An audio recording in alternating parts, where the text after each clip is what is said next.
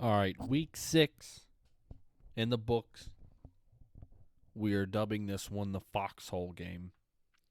Just as Booger McFarland said on Friday on Pardon My Take, he said what I am calling him Ray Pistachio, okay? That he's a foxhole type of dude.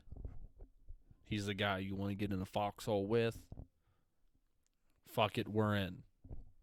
I wasn't even putting one foot in for him before this, if I'm being honest with you. But now I'm both feet in, at least one. You could tell the guys were actually playing this week. Last week, the locker room was absolutely lost. So it's nice to see them actually play together as a team, even though it was against this absolutely horrendous Broncos team. And that's where I'd really like to fucking start this week.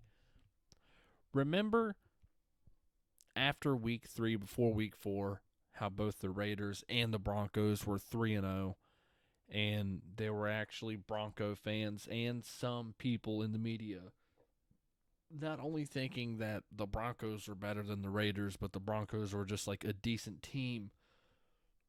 The Broncos started their first 3 weeks were against the Giants, the Jaguars, and the Jets. No shit, you should start out 3-0. If you don't start out 3-0 against those teams, that just means you're one of those really bad teams. I mean, the Broncos only prove that they're barely better than them. We keep our hopes alive for the playoffs. 4-2's good. 4-2's great. Fuck it. We're not going to apologize for that. We're fine. We're good. We're moving in the right direction. We've got the Eagles next week at home. Then we travel to New York versus the Giants the week after that. And then we've got the Chiefs, but they're not playing great. That's a winnable fucking game right there. Then we've got the Bengals at home. We should be able to win that. Then we travel and play the Cowboys after that. Toss up, we should be able to win that. Then we play fucking the Washington football team at home. That's winnable. Chiefs again. Then the Browns, Broncos, blah, blah, blah. We should end up with a winning record this year. The roster's good enough to where we should be able to make a playoff push. The rest of this schedule is easy. I mean, really, the Eagles might give us a little trouble depending on how Hurst plays, but he's been playing bad, so I'd favor us in that one. But we should at least split with the Chiefs. We might lose to the Cowboys. We'll probably lose to the Browns. We'll beat the Broncos again. We should beat the Colts, and I honestly think we split with the Chargers, but we might lose to them again. But I mean, still, that's enough wins to make us in the playoffs. It should at least, barring anything bad happening, which it is us. So let's just get ready for that. Now, let's get into the game. The good, the bad, the ugly. Let's start out with the good. I've been saying it for 5 weeks now that this defense can't make fucking plays, and we get 4 turnovers this week. That is huge, but that's also, it's kind of like a double-edged sword because, yeah, we made a lot of plays. But on the other hand, this is one of those stat games where we're playing such, and I can't express this enough, a really shitty team in the Broncos, a true-to-life terrible fucking team.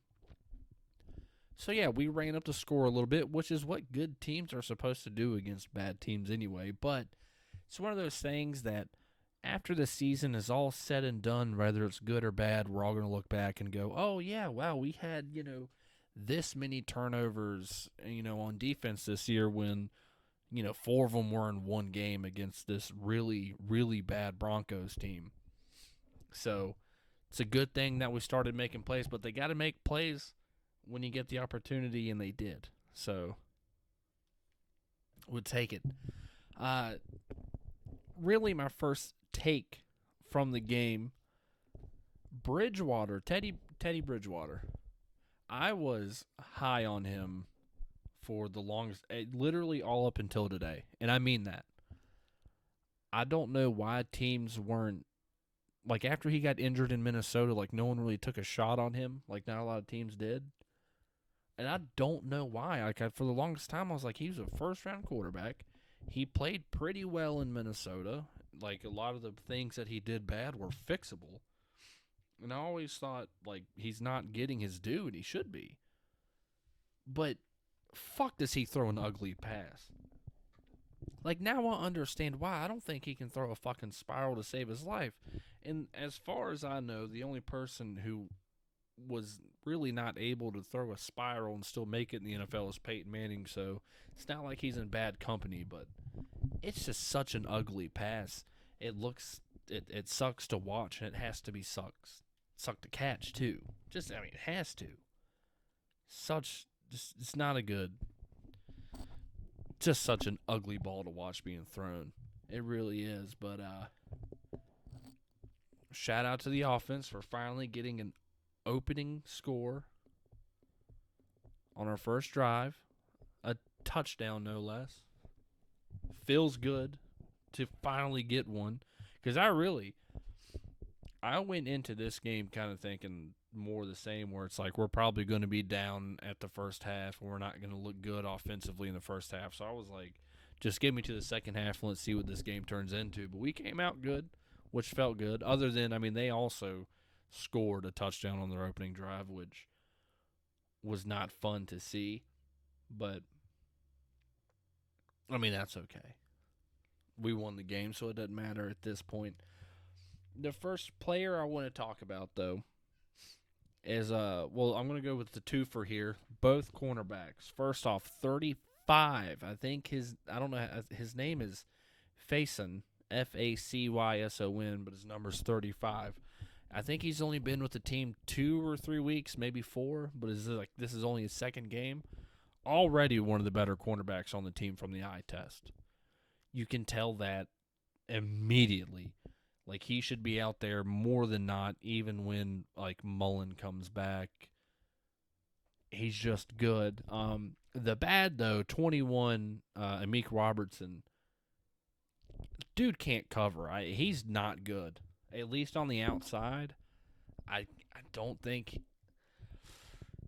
I think he is better in the nickel spot, but on the outside, dude cannot cover. He got burnt way too many times. I know that the Broncos do have good wide receivers and even Noah Fant at the tight end, so it's not like they're terrible. Like, they're good wide receivers and everything, but, he was just getting burnt and getting beat pretty consistently, which you don't want to see. As far as the offense, Kenyon Drake getting 2 touchdowns today, that's huge. It does seem with Greg Olsen at the helm and not he who shall not be named, we're running the ball more, and it looks like we're running the ball a lot more efficiently as well. We seem to be a lot more under center, and I kind of like it. Like, it's not... We don't have as many flashy plays. We're not taking... It doesn't appear to be that we're taking as many shots downfield as we were with Gruden. I might be wrong there, but just, from the eye test. This is immediately after the game. So I'm trying to remember the entire game, and I'm not good at that. So, yeah, it's going to be a lot more, running the ball, play action, and then take your shots when you get them, which I'm fine with. It's kind of what the Raiders were built on, so I'm fine with them doing that again, because we're having success doing it, at least early on. I guess the one... I had 2 kind of weird things about this game that I can't get out of my head. First off, I can't remember the head referee's name. I really can't, but it's he was the guy with the glasses, okay? If anyone can go back and find it, watch him when he is, speaking to the audience, like calling his call or whatever. That fucker knows where the camera is. He was looking into my soul with eyes wide open. I swear to shit, I think he was on Adderall or Coke. It was one of the two. Staring right into my soul, making those calls, and it made me feel uncomfortable. And I'm just watching it from a computer screen. I guess he's had a lot of practice with it, but he was staring it without missing a beat. Would walk out there, walking backwards, staring at the camera the whole time. Haven't seen something like that before, honestly. Or at least his eyes were just different. But also, Mile High Stadium, excuse me. How it's either that their speakers are louder than anywhere else, or CBS has the next generation of microphones there on the ground floor. Everything that played through that stadium, I heard almost clearer than the announcers themselves. Every time they played music, I could hear it. Every time someone was getting motherfucked on the field, I could hear it. I was impressed. I mean, it got a little annoying at times, but that's okay. Also, shout out to all the Broncos fans leaving the game early. That was a great sight to see. And I guess on top of that, too, I kind of been thinking about it. I think out of the entirety of the AFC West, the Broncos are the team that I just care about the least. Not hate. I hate the Chiefs the most. Then I hate the Chargers. But then it's the Broncos. The Broncos are just so... They're not good. They have... In the one time they were good was when they had Peyton Manning. Like, yeah, fucking course. They had Peyton Manning and Von Miller in his prime, pretty much. Like, yeah, and they obviously won a Super Bowl. That's whatever. But, I mean, other than that, what the fuck? Vic Fangio's a bad coach, by the way. Bad coach with a bad roster. Honestly, I don't know why he's still there. He's going to get fired this year. I think he's going to get fired in the middle of the year, but without a doubt, at the end of this year, he is gone. Gone. The players don't give a shit about him at all. They're not playing for him. They don't care about him. You can just tell. And him throwing those 2 desperation challenge flags, just trying to get any momentum his way. Listen, I understand it, but just stop. All right? Just fucking stop. It reeked of desperation. Absolutely reeked. That was worse than a fucking 40-year-old virgin going to a strip club. Like, you could smell the desperation off him throwing those challenge flags. They were terrible. They were awful. Absolutely awful. And I